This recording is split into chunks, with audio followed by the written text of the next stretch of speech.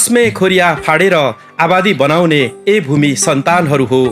इतिहासको कालखण्डमा राज्य स्थापना गर्ने ए आदिमवासीहरू हो। किराँती सभ्यताको सृष्टि गर्ने सृष्टिका ए आरम्भकर्ताहरू हो। जब तिम्रो घरमा कमण्डलुधारी एक हुल पाहुनाहरूको आगमन भयो, कोही पश्चिमबाट त कोही दक्षिणबाट, तब बिस्तारै तिम्रो पहिचान धर्मरायो। तिमीले सिर्जेको भूमि हत्यायो, अधिकार खोसियो, राज्य खोसियो।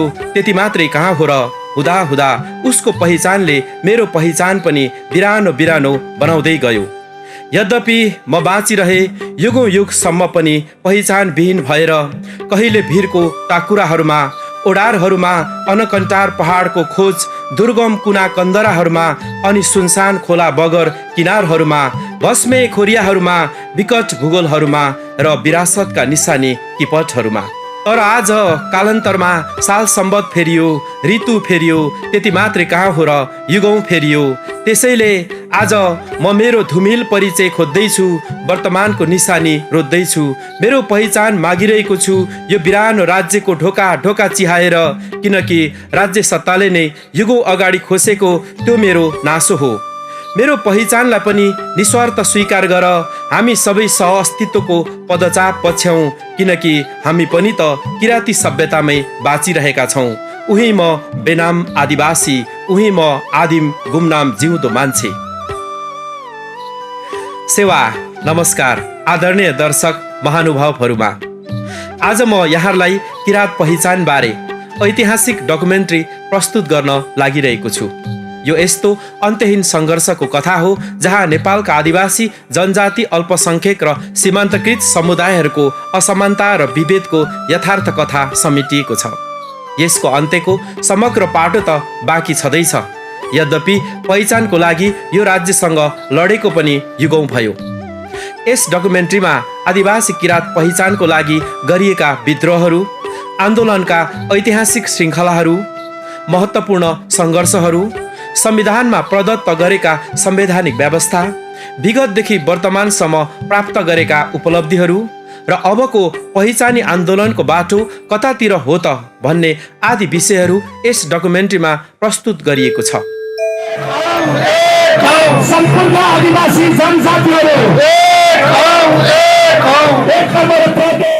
सामान्य अर्थमा पहिचान भनेको चिनारी वा परिचय भन्ने बुझिन्छ।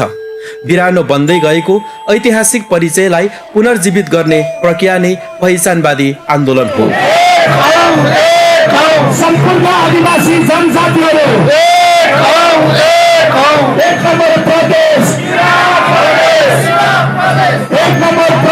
इतिहास सिद्ध तथ्य के हो भने आजसम्म नेपालमा जे जति पहिचानवादी आन्दोलनहरू भए, यद्यपि पहिचानको मुद्दा पेचिलो हुँदाहुँदै पनि शिथिल बन्दै गएको छ।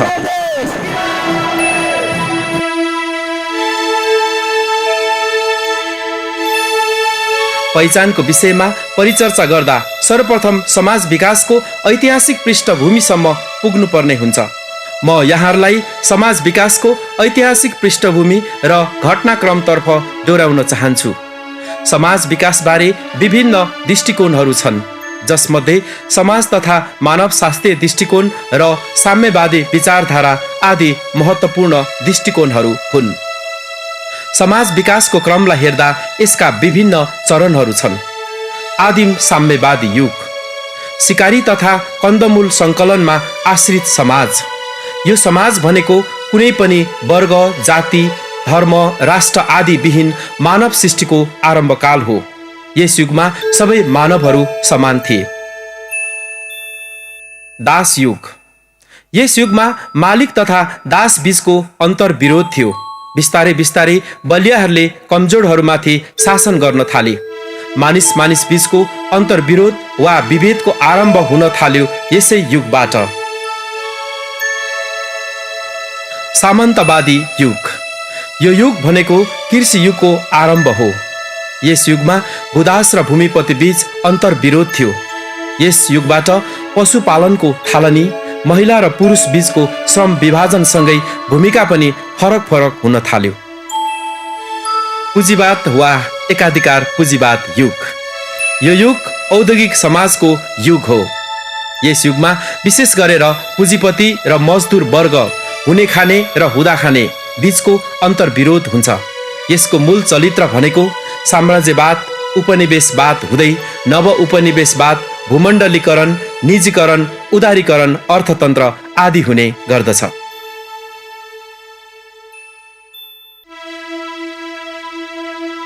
समाजवाद। यस युगमा उत्पीडित वर्गको अधिनायकत्व हुन्छ। यस युगमा सबै मानवहरू समान हुन्छन्। यस युगको अन्त्यपछि पुनः साम्यवादी युग अर्थात् वर्गविहीन युगमा नै मानव समाज पुग्छ भन्ने सिद्धान्त रहेको छ, जहाँ प्रकृति र मानव बीच मात्रै अन्तर्विरोध हुने गर्दछ।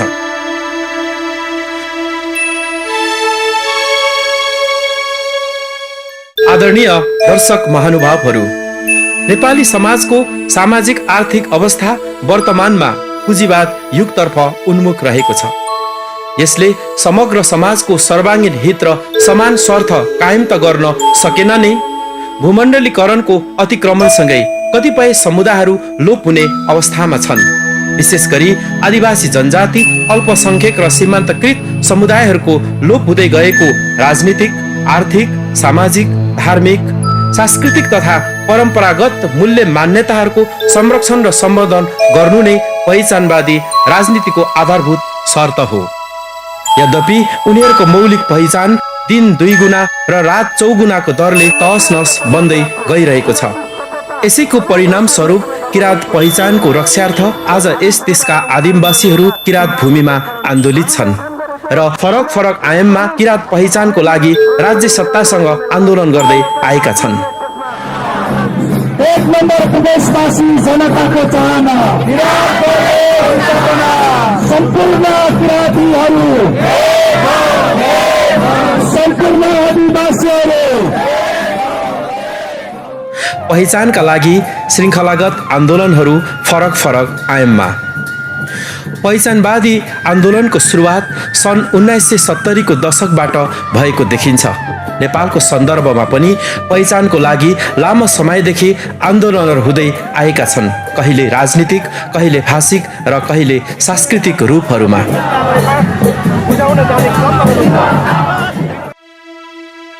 नेपालको राजनीतिक इतिहासमा किराँतकालीन समय स्वर्णिम युगको रूपमा लिइन्छ।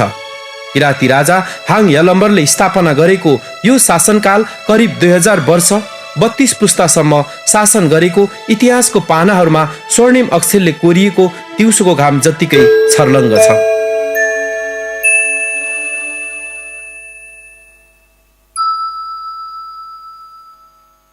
आदरणीय दर्शक महानुभावहरू, किराँत शासनकालमा नेपालको भौगोलिक सिमाना विशाल थियो। यद्यपि सन् 1816 को सुगौली सन्धिबाट यी भूभागहरू खुम्चेर वर्तमान सिमानासम्म आइपुग्यो। स्वर्णिम इतिहास बोकेको किराँती शासक र भारतको वैशालीबाट आएका लिच्छवीहरू बीच इस्वी सम्वत 75 देखि 100 मा भीषण युद्ध भयो यालखिम वर्तमान काठमाडौँ उपत्यकामा। यद्यपि युद्धपछि पनि अन्य भूभागमा भने किराँती शासन कायम नै रहेको थियो भन्ने यसको गतिलो प्रमाण त वल्लो किराँत, माझ किराँत र पल्लो किराँत भनेर वर्तमान समयसम्म पनि इतिहास र किराँतकालीन दस्तावेजहरूमा परिचित छ। यसको प्रमाणको रूपमा गोकर्ण, पटुक्दो, च्यासल, सागाभन्ज्याङ, दरबार डाँडा, किराँती छाप आदि सामरिक महत्त्वको ऐतिहासिक पुरातात्विक ठाउँहरू छँदैछ वल्लो किराँतमा अझै पनि। इतिहासकारहरूको स्रोत अनुसार काठमाडौँ उपत्यकामा मात्रै लिच्छवीहरूले युद्ध जितेका थिए। अन्य भूभागमा पनि किराँती शासन कायम नै रहेको पाइन्छ। कालान्तरमा किराँत एउटा सभ्यतामा, पहिचान र भूगोलमा विकास भएको दिउँसोको घाम जत्तिकै छर्लङ्ग छ। इतिहास युद्ध जित्ने जातिहरूको मात्रै कोरियो, हार्नेहरूको कोरिएन कहिले पनि। नेपालको राजनीतिक घटनाक्रममा किराँतकाल, लिच्छवीकाल हुँदै मल्लकाल र शाहकालसम्म आइपुग्यो। विक्रम सम्वत 1820 मा पृथ्वीनारायण शाहले गोर्खा राज्य विस्तारको क्रममा वल्लो किराँत, चौकोट, धुलीखेलका राजा महेन्द्र सिंह राय र उनको भाइ नामसिंहलाई जित्न करिब 6 महिनासम्म युद्ध लडे। छल कपटपूर्ण आक्रमण गरिएको सो युद्धमा वल्लो किराँतको हार भयो।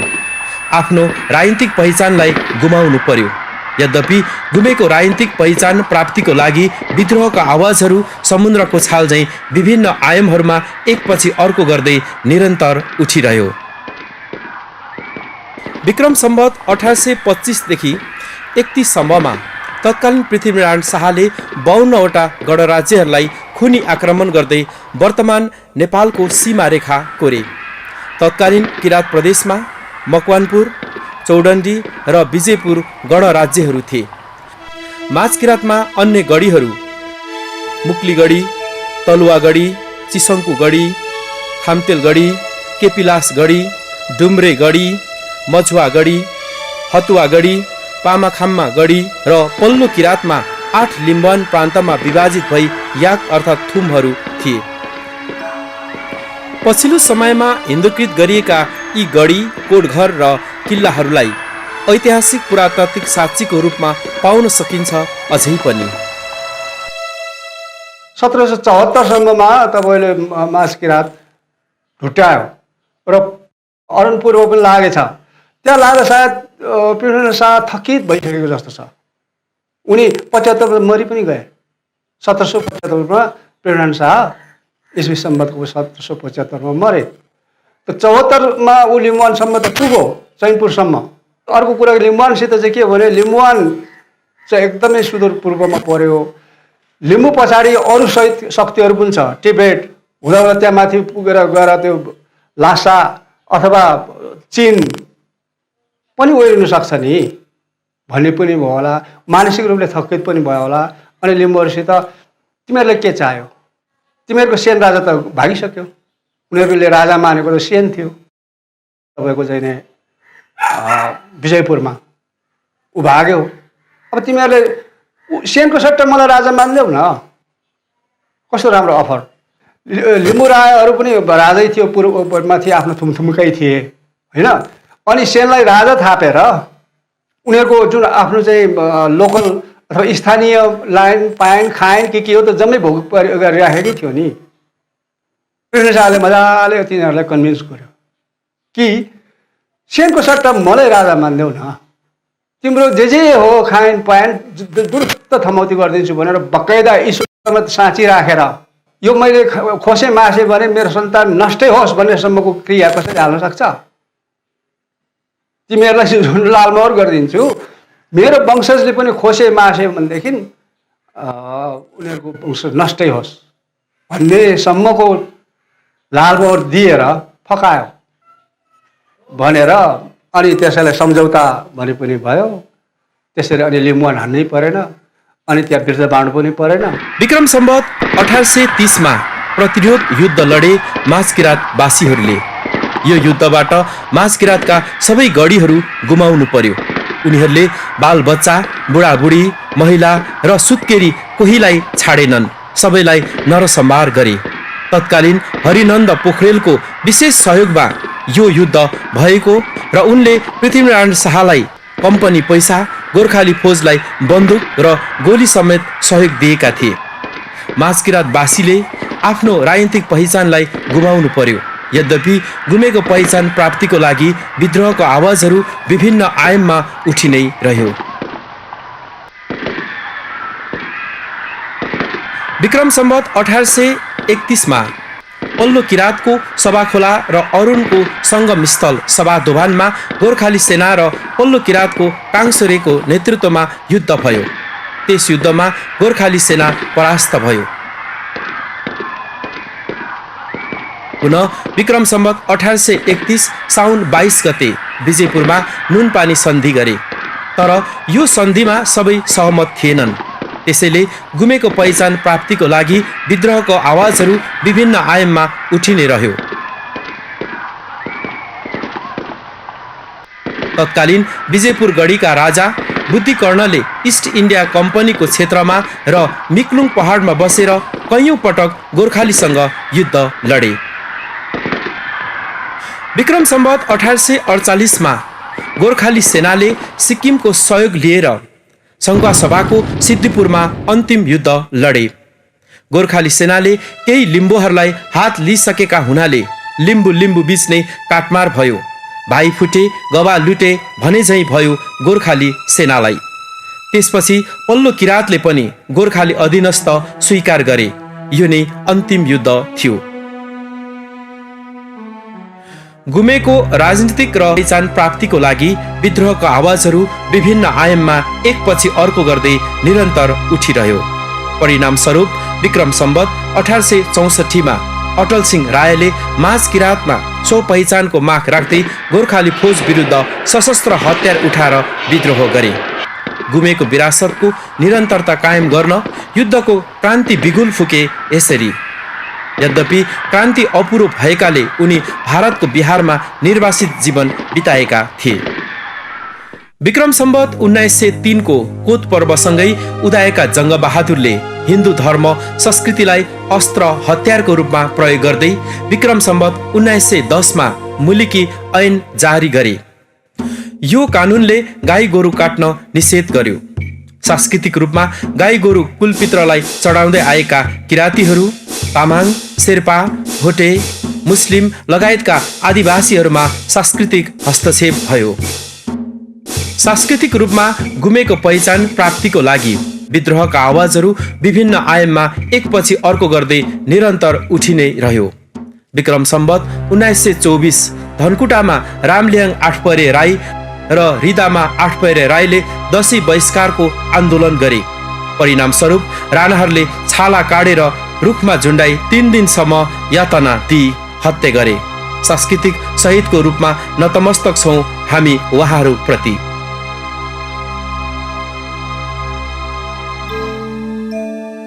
विक्रम सम्वत 2007 सालमा जनक्रान्ति भयो राणा शासनको विरुद्धमा। जननायक रामप्रसाद राई र नारदमणि थुलुङको नेतृत्वमा मुक्ति सेना गठन गरी सशस्त्र युद्ध गरे।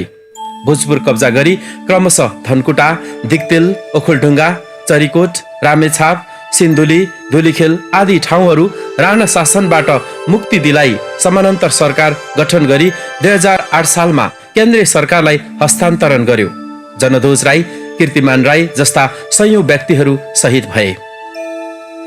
पल्लो किराँतमा गुमेको किपट भूमि फिर्ता गर्न विक्रम सम्वत 2007 सालमा जीवी याक्थुम्बा, बीबी च्याम्जोङ, ललित बहादुर तुम्बाहाम्फे, डगल सिंह थेगिम, गुन्जामान सुब्बा आदि काङ्ग्रेसमा प्रवेश गरी राणाहरूको अड्डा धनकुटा कब्जा गरे। यसरी गुमेको किपट भूमि प्राप्तिको लागि विद्रोहका आवाजहरू विभिन्न आयाममा कहिले वल्लो किराँत, कहिले माझ किराँत र कहिले पल्लो किराँतमा उठि नै रह्यो।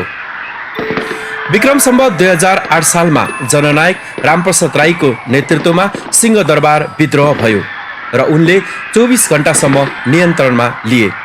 तत्कालीन दिल्ली सम्झौताको विरोध, सच्चा प्रजातन्त्र, राणा शासन विरुद्ध लडेका जनमुक्ति सेनालाई राष्ट्रिय सेनामा समाहित गर्नुपर्ने, स्वायत्त राज्य अर्थात् किराँत स्टेट माग गरेका थिए।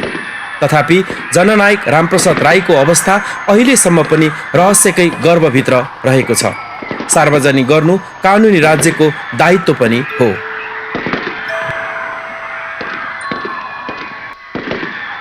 विक्रम सम्वत 2008 सालमा तिलबहादुर लोकसम लिम्बुको नेतृत्वमा अखिल नेपाल किराँत लीग स्थापना गरी किराँत लीग प्रान्तको लागि तत्कालीन श्री 5 त्रिभुवन सरकारमा माग गरेका थिए, जसमा वल्लो किराँत, माझ किराँत र पल्लो किराँत रहेको थियो। विक्रम सम्वत 2021 सालमा किपट उन्मूलन गर्ने मुख्य ध्येयले भूमि सुधार ऐन लागू गरे। पल्लो किराँतमा किपट र माझ किराँतमा वीरता प्रथाको विरुद्ध ठाउँ ठाउँमा विद्रोह र विरोध भयो। ओह्रालो लागेको मृगलाई बाछाले पनि खेद्छ भने झैं एकपछि अर्को अधिकारहरू खोसिँदै लगियो। यद्यपि विद्रोहको आवाज भूमि सुधार ऐन विरुद्ध विभिन्न आयाममा माझ किराँत र पल्लो किराँतमा उठि नै रह्यो। हतुवामा बग्यो रगत दुख्यो चैनपुरमा,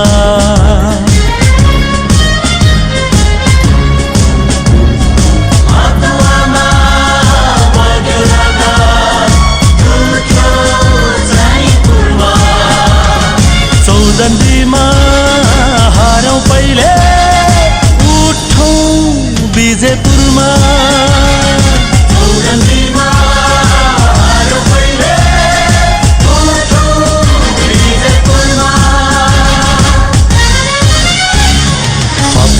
हाम्रा चोमलुङमा अझै उठो सीमा। विक्रम सम्वत 2036 सालमा सम्पन्न जनमत संग्रहपछि मात्रै जातीय पहिचानको आन्दोलन संस्थागत रूपमा विकास भएको देखिन्छ। नेवारी समुदायले भिन्तुना अभियान, जनजाति नेताहरूले मङ्गोल सङ्घ साझा मोर्चा गठन गरे। त्यति मात्रै कहाँ हो र, सेता मगुराली अर्थात् शेर्पा, तामाङ, मगर, गुरुङ, राई र लिम्बूको नामले आन्दोलन भएको देखिन्छ। यसरी गुमेको राजनीतिक, भाषिक र सांस्कृतिक पहिचान प्राप्तिको लागि विद्रोहका आवाजहरू समुद्रको छाल झैँ विभिन्न आयामहरूमा एकपछि अर्को गर्दै निरन्तर उठिनै रहे। विक्रम सम्वत 2046 सालको जनआन्दोलनबाट प्रजातन्त्रको पुनर्स्थापना भयो। त्यस जनआन्दोलनले नेपाललाई बहुजातीय, बहुभाषिक, बहुसांस्कृतिक देशको रूपमा अङ्गीकार गर्यो। सङ्घ संस्थाहरू खोल्ने अधिकार प्राप्त भयो। परिणाम त किराँत जन्ने संस्थाहरू यायुखा, याक्थुम चुम्लुङ, याखा छुम्मा, सुनर सेवा जस्ता सामाजिक सांस्कृतिक संस्थाहरू जन्मिए। यसैको परिणाम स्वरूप विक्रम सम्वत 2048 सालमा नेपाल आदिवासी जनजाति महासङ्घको स्थापना भयो र आफ्नो भाषा, धर्म, लिपि, संस्कार र संस्कृति, सामाजिक र राजनीतिक विषयहरूमा हक अधिकार स्थापनाको लागि सडकदेखि सदनसम्म बुलन्द आवाजहरू उठाउँदै आएका छन्।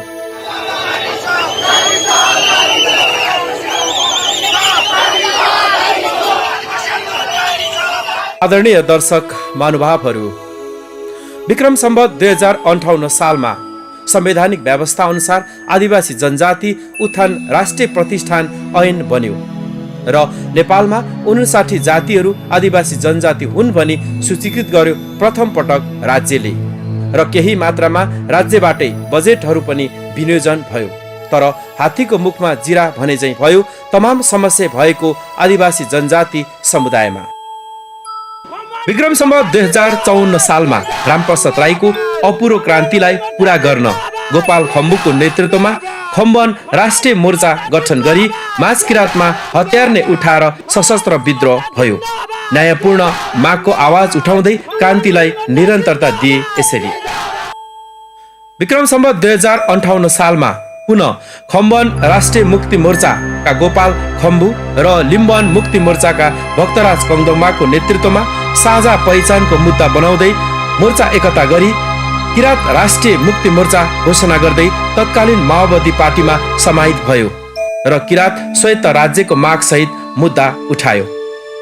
पुनः विक्रम सम्वत 2059 सालमा गोपाल किराँतीकै नेतृत्वमा किराँत वर्कर्स पार्टी गठन गरी क्रान्तिलाई निरन्तरता दिए। यसरी गुमेको राजनीतिक तथा सांस्कृतिक पहिचान प्राप्तिको लागि विद्रोहको आवाजहरू विभिन्न आयाममा कहिले वल्लो किराँत, कहिले माझ किराँत, कहिले पल्लो किराँतमा निरन्तर उठि नै रह्यो। आदिवासी किराँती हो अझै उठो सीमा,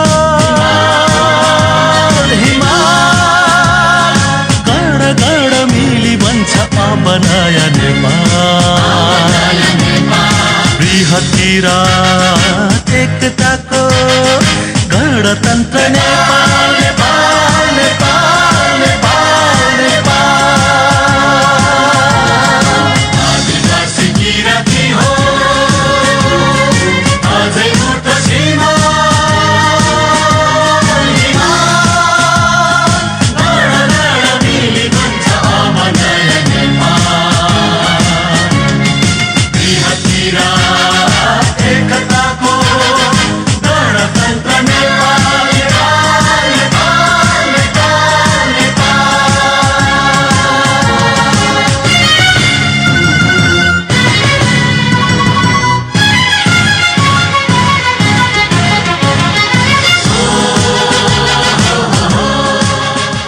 पहिचान र मुक्तिको लागि विभिन्न राजनीतिक घटनाक्रमहरू भइ नै रहे। कहिले राणा शासन, कहिले पञ्चायत र कहिले राजाको विरुद्धमा। विक्रम सम्वत 2051-52 सालको सशस्त्र जनयुद्ध र 62-63 सालको जनआन्दोलनको मूल मर्म पनि पहिचान नै थियो। आदरणीय दर्शक महानुभावहरू, विगतको संविधानहरूको सापेक्षतामा अन्तरिम संविधान 2063 जनपक्षीय, अग्रगामी र उन्नत बन्यो। धर्मनिरपेक्ष, समावेशी, सङ्घीयता, मातृभाषामा आधारभूत शिक्षा, दलित, महिला, आदिवासी जनजाति, मधेसी, किसान जस्ता कुराहरू यस संविधानमा व्यवस्था भए पनि यो अन्तरिम व्यवस्था मात्रै थियो। नेपालको संविधान 2072 सँगै मुलुक सङ्घीयतामा प्रवेश गर्यो। प्रदेशहरूको नामाङ्कन र सीमाको बारेमा बहस भयो। पहिचानको सन्दर्भमा राज्यको पुनर्संरचना, प्रदेशहरूको नामाङ्कन महत्त्वपूर्ण विषय हो। प्रदेशहरूको नामाङ्कन गर्दा जहाँ जुन जातिको ऐतिहासिक पृष्ठभूमि, सभ्यता सबल र सर्वप्राचीन हुन्छ, त्यहाँ त्यही आधारमा नामाङ्कन गर्नु वस्तुवादी हुन्छ। यसलाई अर्को भाषामा पहिचानमा आधारित नाम पनि भनिन्छ, किनकि तमाम जाति उत्पीडित वर्गको भावना र राष्ट्रियता पनि यही हुन्छ। तसर्थ सङ्घीयताको उठान नै सम्पूर्ण जातिहरूको वर्ग सङ्घर्ष, उन्मुक्तिको सवालसँग जोडिएको हुन्छ। यसकारण किराँत लगायत पहिचानी नामहरू प्रदेशको नामाकरणको मुद्दा उठ्यो।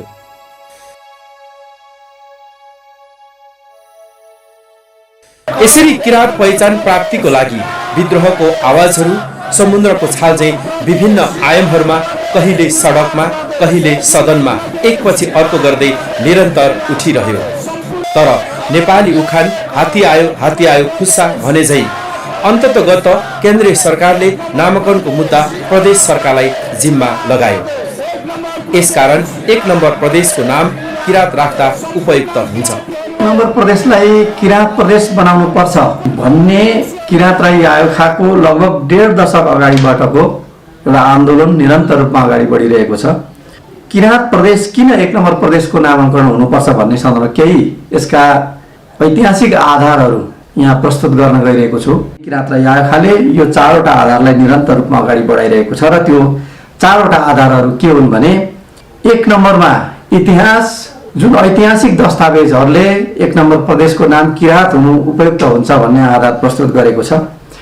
र 2 नम्बरमा सभ्यता, किराँत एउटा सबैभन्दा नेपालको प्राचीन ऐतिहासिक एउटा सभ्यता हो, मानव सभ्यता हो भन्ने हिसाबले हामीले अर्को एउटा बलियो आधार प्रस्तुत गरिरहेका छौँ। त्यस्तै 3 नम्बरमा किराँत एउटा ऐतिहासिक भूगोल हो, जुन अहिलेको 1 नम्बर प्रदेशको भूगोल, त्यो भूमि किराँतहरूको त्यहाँको मानव उत्पत्ति कालदेखि अहिले वर्तमान अवस्थासम्म पनि निरन्तर रूपमा किराँतको पहिचानबाट स्थापित भूगोल भएको हुनाले त्यहाँको प्रशासनिक केन्द्रको रूपमा होस् वा त्यहाँको चाहिँ अहिले मानव सभ्यतासँगै अगाडि बढिरहेको त्यहाँको समग्र भूगोल होस्, 1 नम्बर प्रदेशको एउटा पहिचान चाहिँ भौगोलिक पहिचान किराँत हो भन्ने हिसाबले पनि हामीले यसलाई प्रस्तुत गरिरहेका छौँ। त्यस्तै संस्कृति, अर्को 4 नम्बरको एउटा महत्त्वपूर्ण बलियो आधार भनेको संस्कृति भनेको छौँ। किराँत नेपालको एउटा प्राचीन संस्कृति हो। प्राचीन संस्कृति भएकै कारणले नेपालको एउटा राष्ट्रिय संस्कृतिको रूपमा किराँतहरूको संस्कृतिलाई लिइन्छ।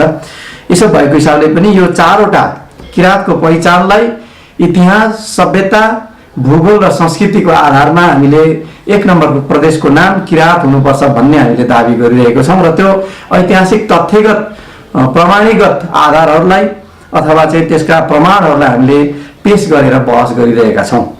र यो हिसाबले किराँत राई आयोखाले अहिलेसम्म के गर्यो भन्ने सन्दर्भमा सबैभन्दा पहिला त किराँतको विषयमा, किराँत पहिचानको विषयमा र 1 नम्बर प्रदेशको नाम किराँत हुन उपयुक्त हुन्छ है भन्ने हिसाबको जागरण र चेतनाको अभियान चाहिँ किराँत राई आयोखाले सबैभन्दा व्यापक रूपमा र विश्वव्यापी रूपमा अगाडि बढायो। पछि राजनीतिक दलहरूमा हामी फड्को मार्यौँ। सबै राजनीतिक दलका नेताहरूलाई भेट्दै हामीले हाम्रो विषयमा सचेत गराउँदै अथवा उनीहरूलाई चाहिँ जानकारी गराउँदै गयौँ। त्यसपछि सरकारसँग हामी गयौँ। नेपालको केन्द्रीय सरकार, प्रदेश सरकार सबैसँग, सङ्घीय सरकारको प्रधानमन्त्रीदेखि लिएर सबै त्यहाँका महत्त्वपूर्ण मन्त्रीहरूलाई हामीले भेटेर हाम्रो कुराहरू राखिरहेका छौँ। विभिन्न धरना, कोण सभा, मोटरसाइकल र्यालीहरू यस्ता त हामीले दर्जनौँपल्ट गरिसकेका छौँ। आदरणीय दर्शक महानुभावहरू, किराँत राई आयोखाले पहिचानको मुद्दा स्थापना काल 2047 सालदेखि नै उठाउँदै आएको छ।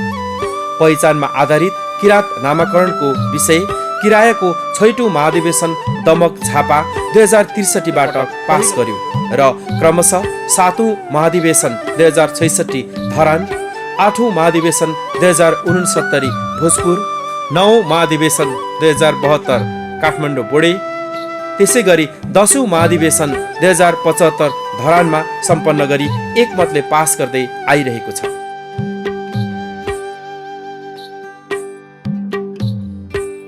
किराँत प्रदेश नामाकरणका लागि विभिन्न अभियानहरू सञ्चालन हुँदै आएको देखिन्छ। 1 नम्बर प्रदेशलाई किराँत प्रदेश नामाकरण स्वरूप जनमतका लागि 25 लाख हस्ताक्षर बुझाउने अभियान सम्पन्न भयो। 1 नम्बर प्रदेश सभाका सम्पूर्ण माननीयहरूलाई एकै ठाउँमा राखेर किराँत नामाकरणको लागि सृजनात्मक कार्यक्रम सम्पन्न भयो। गर्ने अधिकार छ। त्यो अधिकार भएको हुनाले अहिलेका ज्ञापन पत्रहरू, अहिलेका मागहरू सबै प्रदेश सभाका मान्य सदस्यहरूको हातमा पनि पुग्छ। उहाँहरूले पनि गएर अध्ययन गर्नुहुन्छ, छलफल गर्नुहुन्छ, एउटा धारणा बनाउनुहुन्छ। प्रदेश सरकारले, सभामुखले सहजीकरणको भूमिका खेल्ने हो, हामी त्यो सहजकर्ताको भूमिका खेल्छौँ। त्यसो भएर हामी विधि सम्मतबाट यी विषयहरूलाई हामी अन्तिम टेको लगाउँछौँ। प्रदेश नम्बर 1 लगायत अन्य प्रदेशहरूमा पनि विशाल मोटरसाइकल र्यालीको प्रदर्शन 1 नम्बर प्रदेशका राजधानी विराटनगर र बानेश्वर, काठमाडौँ अकुपाई आदि कार्यक्रमहरू सम्पन्न भयो। किराँतसँग पल्लो किराँत, पल्लो किराँत, माझ किराँत भनेर हामी बच्चा हुँदादेखि नै हामीले पनि सुनेका हौँ। यो सभ्यतासँग अपरिचित प्राय कोही छैन। संविधानको प्रयोग गर्दै प्रदेश सभाका माननीय सदस्यहरूले आफ्नो मत अनुसार यसको छिनोफानो गर्नुहुनेछ।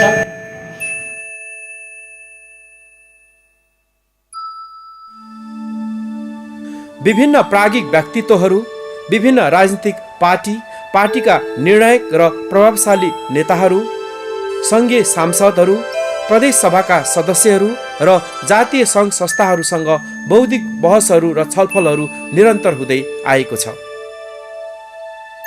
किराँत राई सांस्कृतिक कलाकार सङ्घबाट देशव्यापी रूपमा किराँत प्रदेश स्थापनाको लागि बृहत साङ्गीतिक कार्यक्रमहरू सम्पन्न हुँदै आएको छ।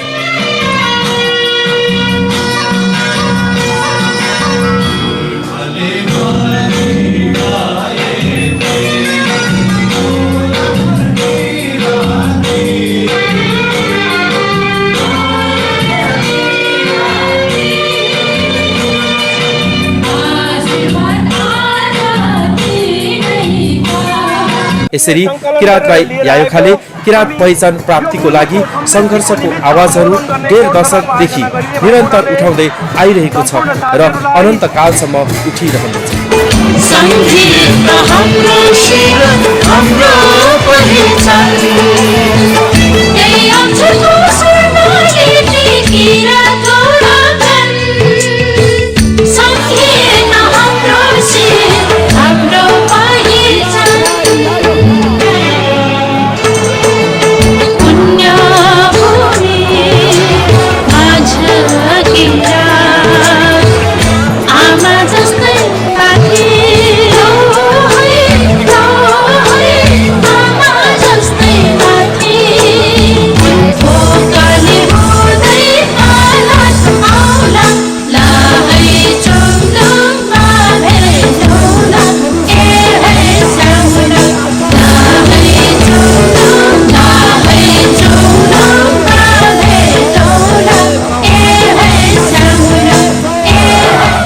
आदरणीय दर्शक महानुभावहरू, अब यहाँलाई एउटा प्रश्न उठ्न सक्छ, संघीयता भनेको के हो? वास्तवमा संघीयता भनेको उत्पीडित वर्ग, समुदाय, जातिलाई अधिकार सम्पन्न बनाउने शासकीय प्रक्रिया हो, जहाँ पहिचानलाई आधार मानिन्छ। पहिचानका विभिन्न आधारहरू छन्, जसमध्ये भाषिक तथा सांस्कृतिक मनोविज्ञान आधार पनि एक हो। किराँतलाई पहिचान गर्ने पहिलो आधार भनेको भाषा हो। नेपालमा आधिकारिक तथ्याङ्क अहिलेसम्मको 123वटा भाषाहरू, पश्चिमबाट थपिएका 6वटा पत्ता लाग्यो भने 129 भाषा भए।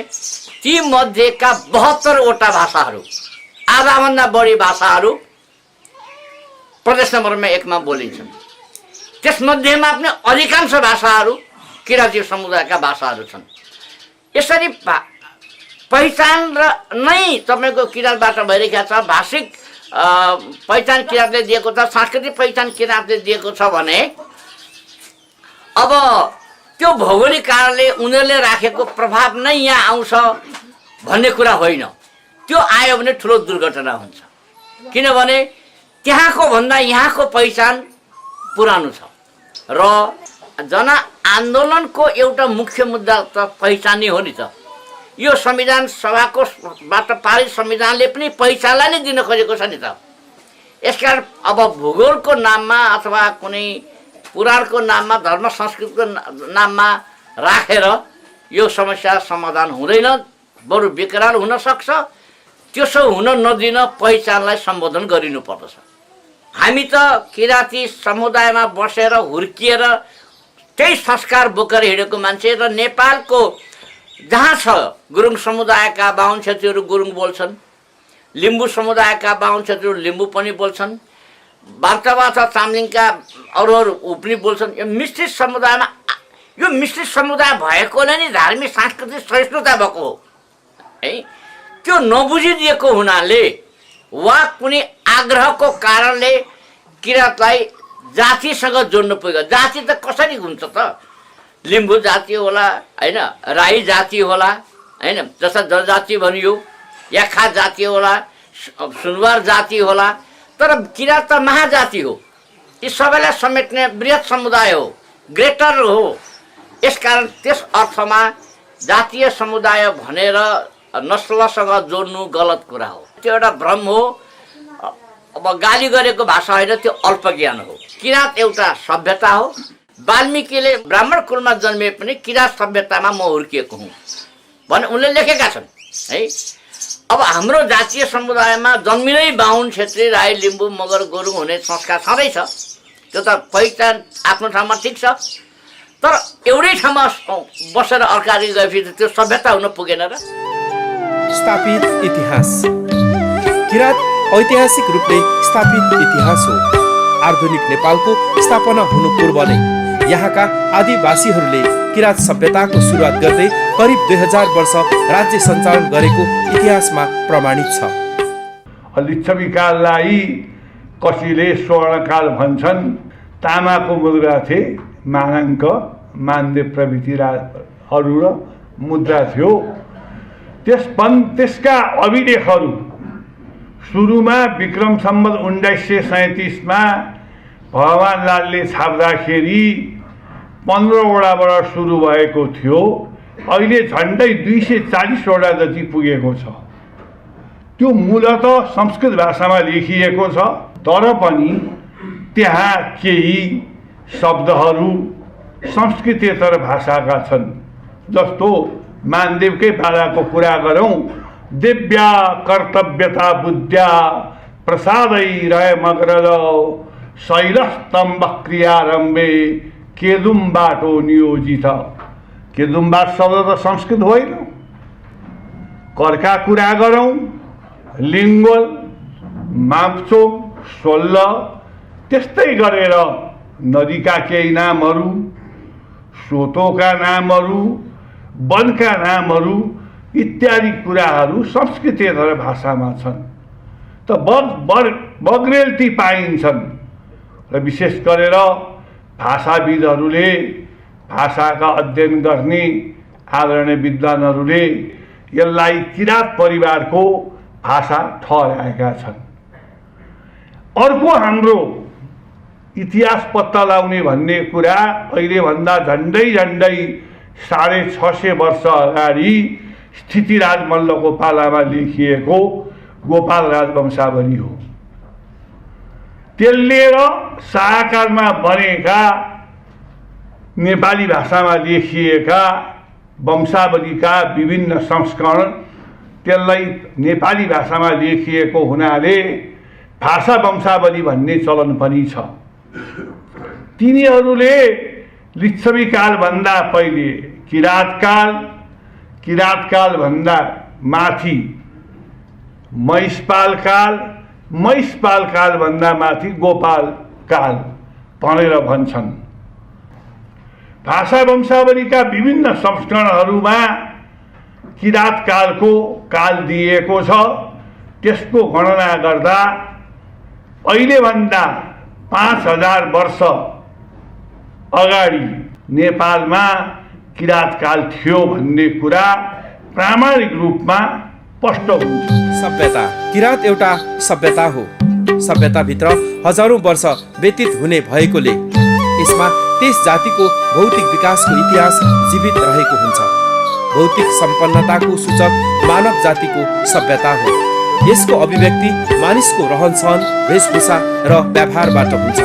किराँत सभ्यता पनि आदिम पुर्खाहरू हेछाकुपा अर्थात् रैछाकुले र दिदीबहिनी तयामा खियामाबाट आरम्भ भएको मानिन्छ। किराँत सभ्यताले घर निर्माण र खेतीपाती हुँदै आधुनिक राज्यको प्रादुर्भावसम्मको विरासत बोकेको पाइन्छ। यी ऐतिहासिक सम्पदाहरू किराँत सभ्यताका प्रतीक हुन्। सभ्यताको गर्भबाटै भाषा, लिपि, धर्म, संस्कार र संस्कृतिको विकास भएको हुन्छ। तसर्थ किराँत एउटा सभ्यतामा विकास भएकाले 1 नम्बर प्रदेशको नाम किराँत राख्दा न्यायपूर्ण र वस्तुगत देखिन्छ। अल्लोलाई काटी धागोलाई बाटी लै लै बुनेछन् कपडा।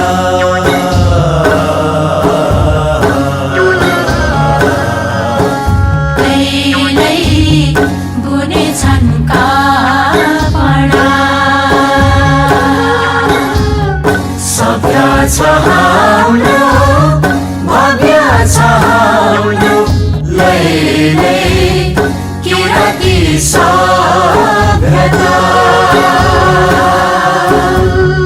किराँती सभ्यता।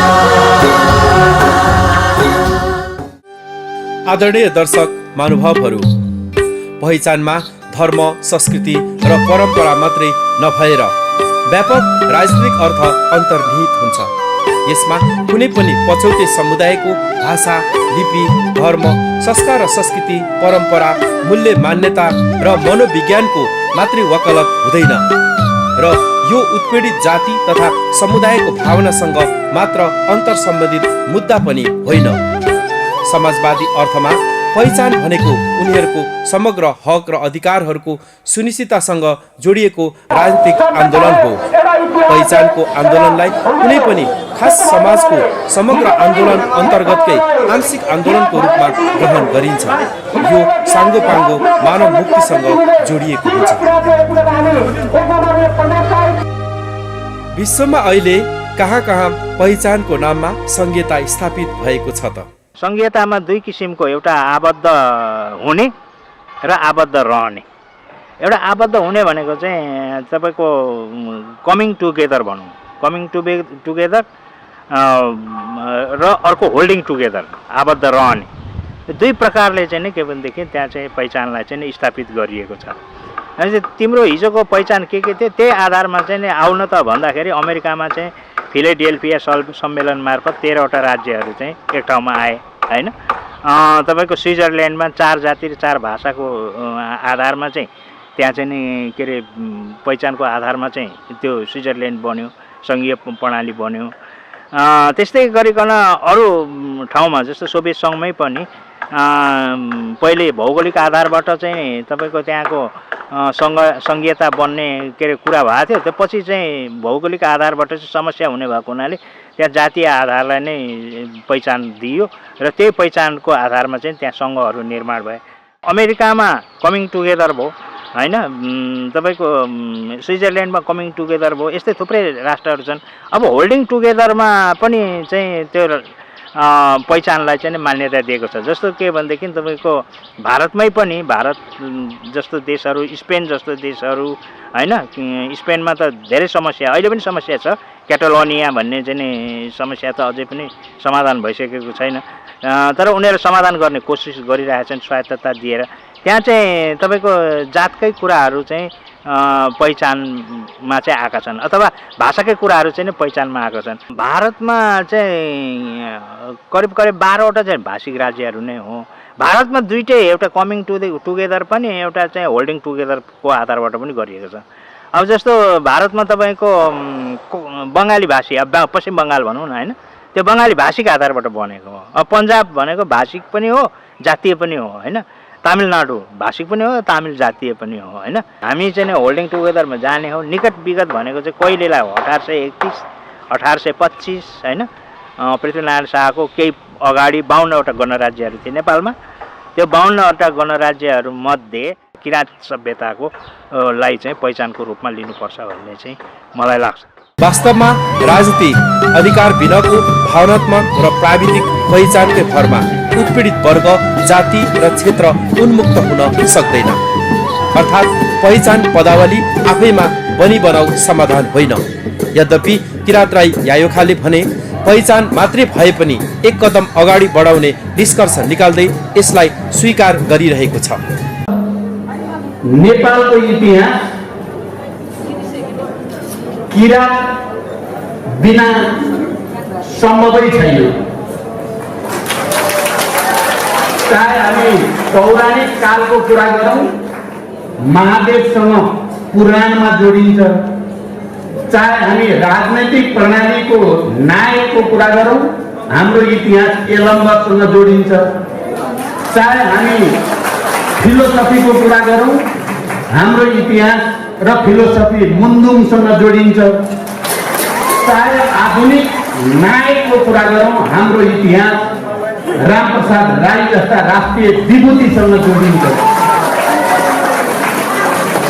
त्यसैले यदि कसैले किरातलाई साम्प्रदायिकता र जातिवादको कुरा गर्यो भने त्यो भन्दा अज्ञानी र मूर्ख नेपालमा अर्को हुनै सक्छ। यो हाम्रो इतिहास हो, हाम्रो सभ्यता हो, हाम्रो संस्कृति हो, हाम्रो जीवन प्रणालीसँग जोडिएको कुरा हो। यति भनिसकेपछि मलाई लाग्छ मैले धेरै व्याख्या गरिरहनु पर्दैन। अहिले 1 नम्बर प्रदेशको नामाकरणको कुरा छ, यो अरू सबैभन्दा विशिष्ट छ र यसको नाम किरात नै रहनु पर्दछ भन्ने कुरामा हामी गम्भीर रूपले अहिले पार्टी र सरकारमा छलफलमा छौँ। मैले केही दिन अगाडि किरातको कुरा गर्दा यदि हामीले जातिवादको कुरा ल्यायौँ भने त्यो ठुलो भुल हुनेछ। त्योभन्दा ठुलो भुल अरू हुनै सक्दैन। किनभने नेपालमा लामो समयदेखि सामन्ती तन्त्रबाट, निरङ्कुश तन्त्रबाट उत्पीडनमा परेका जाति, भाषा, संस्कृति, क्षेत्र, वर्ग, समुदाय सबैको अधिकारको निम्ति लडाईँ हामीले लड्यौँ। हजारौंको बलिदान भयो। त्यसमा सबै समुदायको, सबै सभ्यताका मान्छेहरूको नेपालमा बस्ने, म त भर्खरै वीरगञ्जबाट 2 नम्बर प्रदेशबाट आउँदैछु। चाहे त्यो मधेस, पहाड, हिमाल सबैतिरका सबै समुदायको सङ्घर्षबाट नेपाल अहिले सङ्घीय लोकतान्त्रिक गणतन्त्र बनेको छ। त्यसमध्ये किरात सभ्यतालाई मैले कुन पनि तर्क गर्ने गरेको छु भने किरात भन्ने कुरालाई त नेपालमा 2200-2400 राजाहरूको अन्त्य गरेर एउटा केन्द्रीकृत राज्य बनाउने अभियानका पृथ्वीनारायण शाहले पनि किरातलाई चाहिँ माइनस गर्न सकेनन्। ओल्लो किरात, पल्लो किरात र माथ किरात भन्नै परेको थियो, भन्न बाध्य हुनु परेको थियो पृथ्वीनारायण शाहलाई पनि। भने हामी कम्युनिस्टहरूले त इतिहास र सभ्यतालाई आधार बनाएर भविष्यको गोरेटो कोर्नी भएको हुनाले यो सभ्यतालाई हामी कुनै पनि हालतमा बिर्सिन सकिँदैन। यो खालि किरातीको मात्रै सभ्यताको कुरा होइन, यो सँगै नेपालको पनि सभ्यतासँग जोडिएको कुरा भएको हुनाले पनि यसको विशिष्ट अर्थ र महत्त्व छ। मलाई विश्वास छ तपाईहरुको चाहना अनुसार, तपाईहरुको भावना अनुसार यसको नाम किरात नै रहनेछ। प्रथमकाल केही कसैले यसभित्र कुनै किसिमको अपव्याख्या या कुनै किसिमको यसलाई अपमान गर्ने कुरा गर्यो भने म चाहिँ तपाईहरुको साथमा अन्तिम समयसम्म लडी नै राख्ने, म चाहिँ छोड्ने छैन। यति विश्वास म तपाईहरुलाई दिलाउन सक्छु। मैले पहिलो कुरा भने त्यही अनुसार किरात नै नाम रहन्छ 1 नम्बर प्रदेशको। प्रथम काल त्यस्तो भयो भने म चाहिँ किरातकै निम्ति लडी नै राख्छु। किनकि यो ठुलो कुरा छ, यो सामान्य कुरा छैन, यो जातिवाद र साम्प्रदायिकताको कुरै होइन। आदरणीय दर्शक महानुभावहरू, आदिवासी समुदायसँग सामरिक सांस्कृतिक महत्त्व राख्ने मौलिक सम्पदा भाषा, लिपि, संस्कृति आदि राज्यले कहिले पनि राष्ट्रिय पहिचानको रूपमा आत्मसात गर्न सकेन। हामीले प्रयोग गर्दै आएको देवनागरिक लिपि भारतको देवनगरबाट 9औं शताब्दीमा विकास भएर आएको लिपि हो। संस्कृत भाषा पनि भारतवर्षबाटै सुरु भएको देखिन्छ। त्यसै गरी रोमन लिपि र अङ्ग्रेजी भाषा पनि रोम सभ्यताबाट विकास भई नेपालमा प्रचलित छ। त्यसै गरी विक्रम सम्वत भारतवर्षकै विक्रमादित्यको नाममा चलाएको सम्वत हो भने ईस्वी सम्वत जिसस क्राइस्टको नाममा चलेको सम्वत हो, जुन सम्वतहरू नेपालमा प्रचलित छ। संस्कृतिको रूपमा मनाउँदै आएको जन्मदिन, प्रणय दिवस, रङहरूको पर्व होली जस्ता दर्जनौं चाडपर्वहरू अन्य सभ्यताबाट आयातित भएको हो भन्नमा सायद दुई मत नहोला र गर्व लाग्छ हामीलाई यी उत्सवहरू मनाउनमा। तर यही नेपाली माटोको सुगन्ध बोकेको संस्कृति र यही सभ्यताको गर्वमा हुर्केको मौलिक पहिचान भाषा, लिपि, उधौली उभौली, यलम्बर सम्वत आदि किन राज्यले राष्ट्रिय पहिचान बनाउन सकेन त भन्ने प्रश्न उठ्नु स्वाभाविकै हो। यसको मूल कारण भनेको देशको पराधीन मानसिकता र आदिवासीप्रति राज्यले हेर्ने उदासीनता नै प्रमुख कारण हो। यी मुद्दाहरूलाई राज्यले सम्बोधन गर्नु अपरिहार्य छ।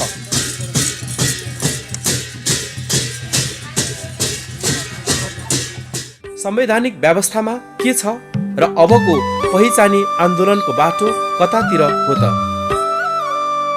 संघीय लोकतान्त्रिक गणतन्त्र प्रवेशसँगै जारी भएको नेपालको संविधान 2072ले संविधानको प्रस्तावनामा नेपाल एक बहुजाति, बहुभाषिक, बहुसांस्कृतिक देशको रूपमा उल्लेख गरे पनि यो संविधानले नेपालको आदिवासी जनजातिहरूको अपेक्षित उपलब्धिहरू हासिल हुन सकेन।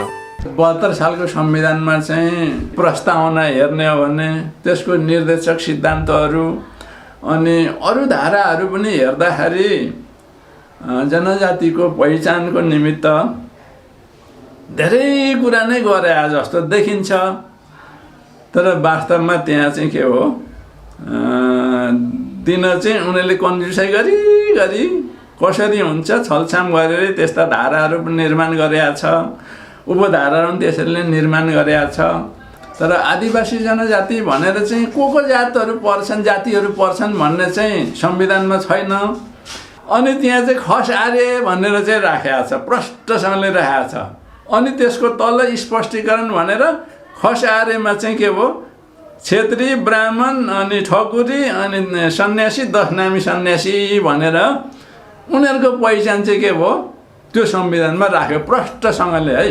चाहिएको त हामीलाई हो, हामीले मागे हो, तर उनीहरूले नमागेको उनीहरूको आफ्नो डाडुपन हातमा भएपछि उनीहरूले आफूले आफ्नो पहिचान त्यो संविधानमा राखे। संविधानमा भाषा हेर्दाखेरि चाहिँ के हो, धर्मनिरपेक्ष छ, तर यसलाई व्यवहारमा सरकारकै तर्फबाट, व्यक्तिको तर्फबाट अब के हो यसलाई निरपेक्ष रूपमा चाहिँ प्रयोग गरिएकै छैन। अझ कोही दल त के हो, अझ हिन्दू धर्म स्थापित गर्नुपर्छ भन्छन् भनेर मान्छेको भावना कहाँसम्म रहेछ अझै पनि। त्यसले सापेक्ष बनाएर हिन्दू धर्म स्थापित गरेर आफ्नो स्वार्थ पूर्ति गर्नै खोज्या हुन्।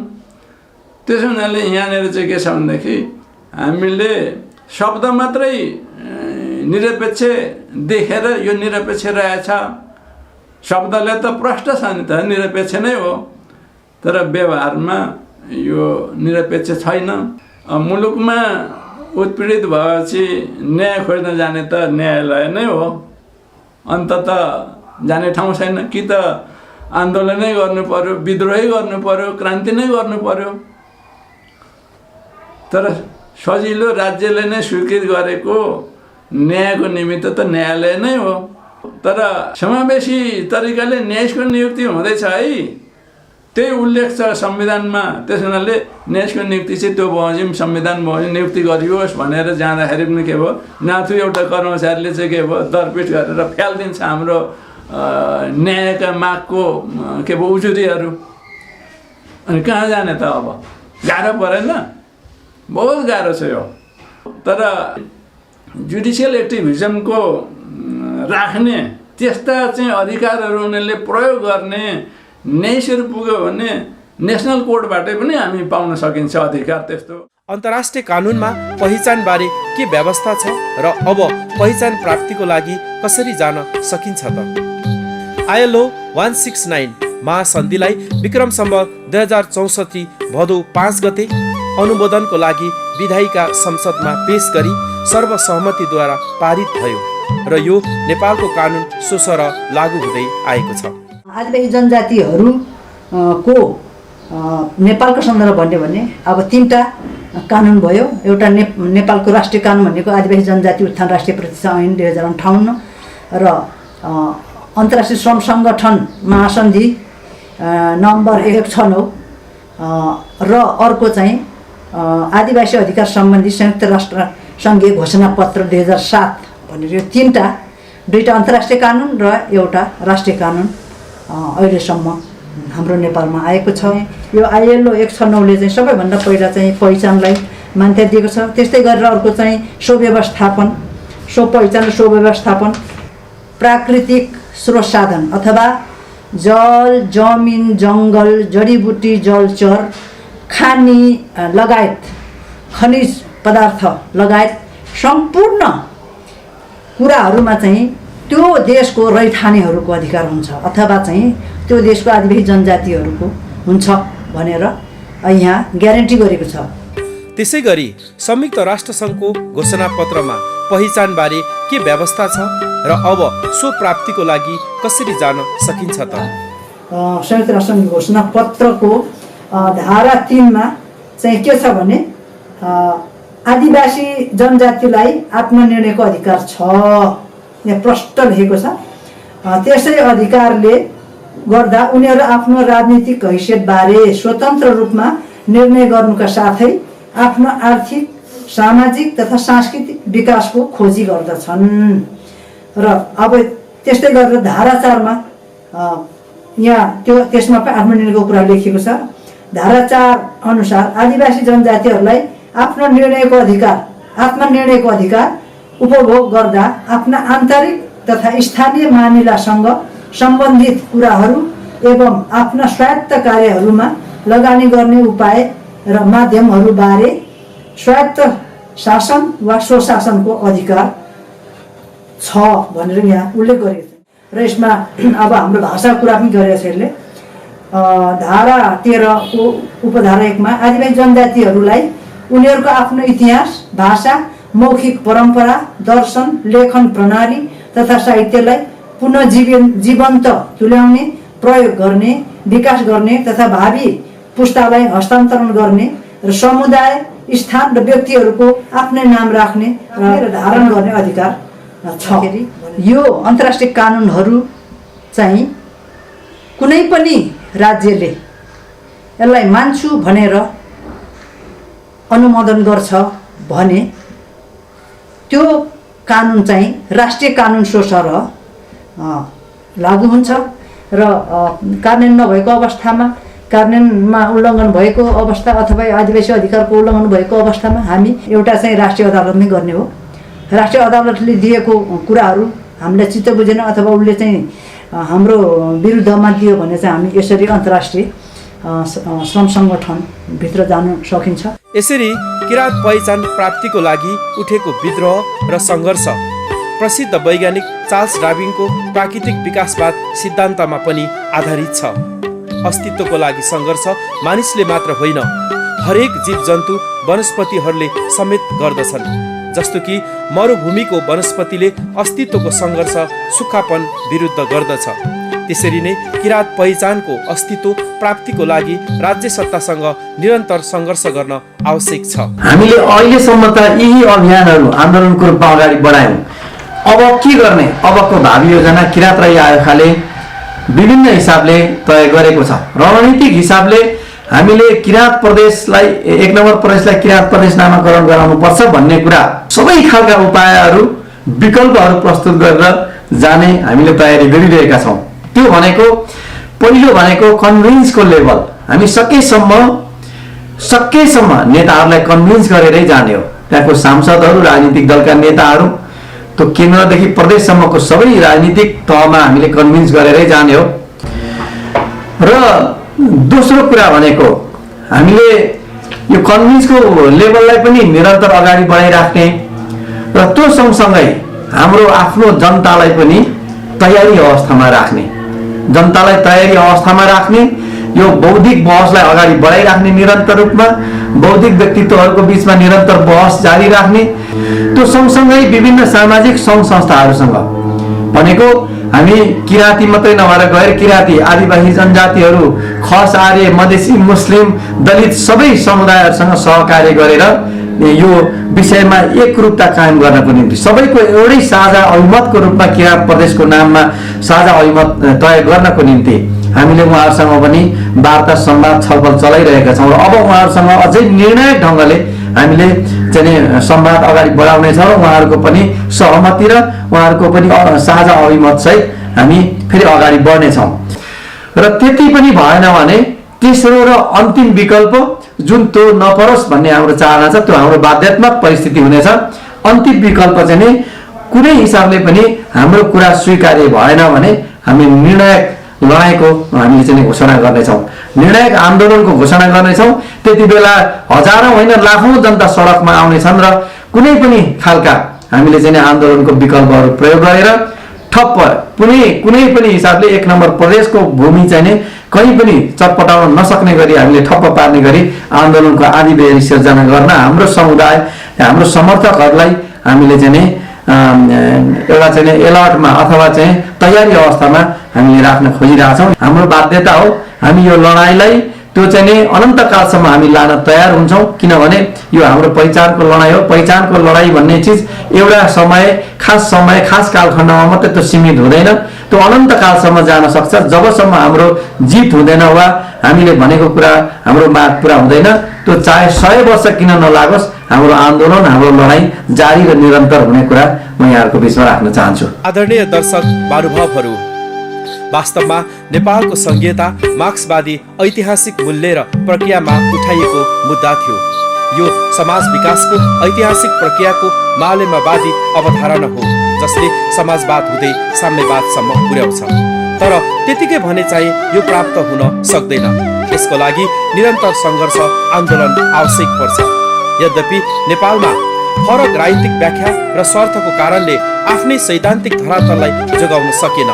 चुचे ढुङ्गा उही ढुङ्गा भने चाहिँ संघीयता केन्द्रीकृत एकात्मक राज्यको क्षेत्रीय वा प्रादेशिक इकाइको रूप मात्रै हुन पुग्यो, पहिलो कारण भने। दोस्रो कारण नेपालको राज्य सत्तामा सम्भ्रान्त एक वर्गीय, एक जातीय चरित्र जिम्मेवार देखिन्छ।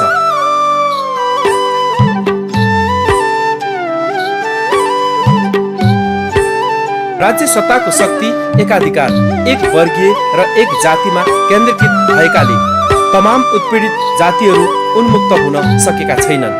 किराँत पहिचान पनि यही मेसोमा ओझेल पर्दै गइरहेको छ। त्यसैले उत्पीडित वर्ग तथा जाति मैत्री राज्य सत्ता निर्माण आजको पहिलो शर्त हो।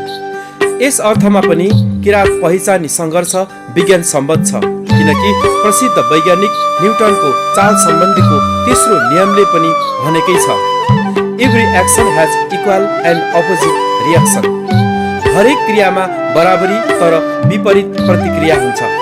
कुनै एउटा भकुण्डोलाई भित्तामा जति बल लगाएर बजार्छौँ त्यति नै बराबर बल वा गति आफूतिर फर्किन्छ।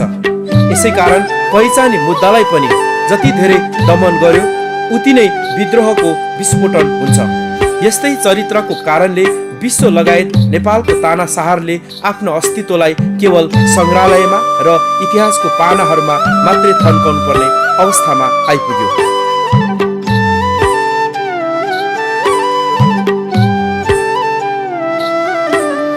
यसै गरी विश्वको पहिचानी आन्दोलन र अनेकौं विद्रोहका आयामहरूलाई नि हेर्न सकिन्छ। हिटलरले लाखौं यहुदीहरूलाई नरसंहार गरे पनि यहुदीहरूको पहिचानलाई नष्ट गर्न सकेन, बरु इजरायल देश जस्तो निर्माण गरी आफ्नो पहिचानलाई स्थापित गरेको देखिन्छ। गोराहरूले कालाहरूमाथि दमन गर्दा नेल्सन मण्डेला जस्तो मुक्तिदाताको जन्म भयो र युगौँदेखि भएको विभेदको अन्त्य गरे। पाकिस्तानमा पनि भाषिक पहिचानलाई दमन गर्दा भाषिक पहिचान कहिले दमन भएन, बरु बङ्गलादेश जस्तो समृद्ध राष्ट्र बनेको देखिन्छ। यी इतिहासलाई साँची राख्दै विद्रोहका अनेकौं रूपहरू हुन सक्छ। विद्रोह आफैमा भयङ्कर र निर्मम हुन्छ।